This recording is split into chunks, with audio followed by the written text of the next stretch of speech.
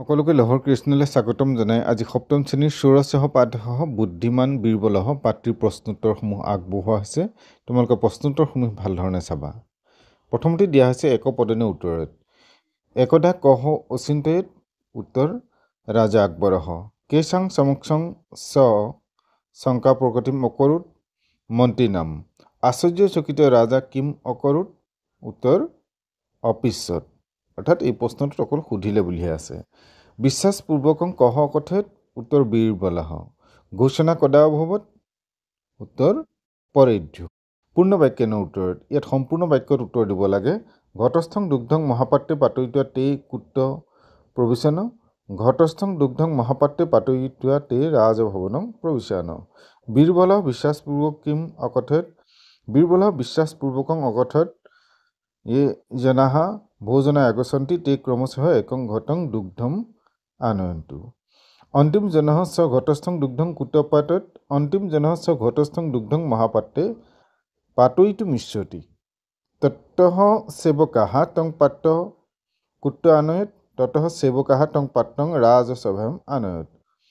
कौतूहलेन कः राजानं दृष्ट्वा सेवकान् आदिशत् बीरबलः राजानं दृष्ट्वा सेवकान् आदिशत्। ইয়াত কৌতূহল শব্দটো তোমালোকে ব্যৱহাৰ কৰি ল'ব পাৰা। প্ৰশ্ন নিৰ্মাণ অংকটো প্ৰশ্ন নিৰ্মাণ কৰিবলৈ দিয়া হৈছে। গতিকে ইয়াত প্ৰশ্ন নিৰ্মাণ কৰিবলগীয়া শব্দবোৰৰ তলত আণ্ডাৰলাইন কৰি দিয়া হৈছে, তলত আউচ পাৰি দিয়া হৈছে।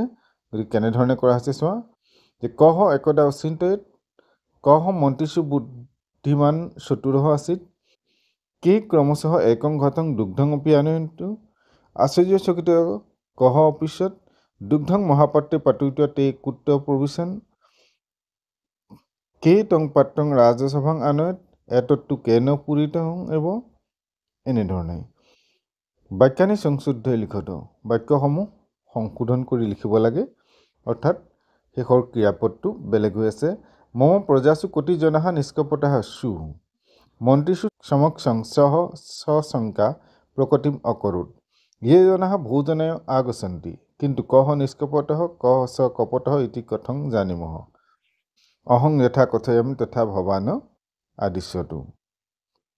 উদাহৰণৰ অনুচিত উদাহৰণ অনুসৰি কি কৰিব লাগে যে আমি তলৰ পদকেইটাত কোনটো বিভক্তি প্ৰয়োগ হৈ আছে সেই বিভক্তি চিন অনুসৰি দেখুৱাব লাগে।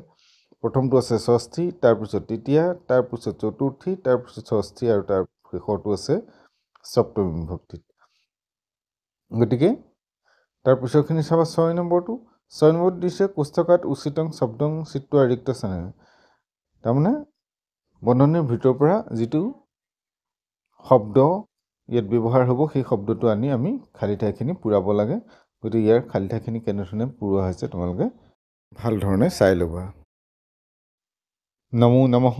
আজিলৈ পাঠ ইমানতে সামৰিছোঁ। পৰৱৰ্তী পাঠ লৈ তোমালোকৰ মাজলৈ আহি আছোঁ।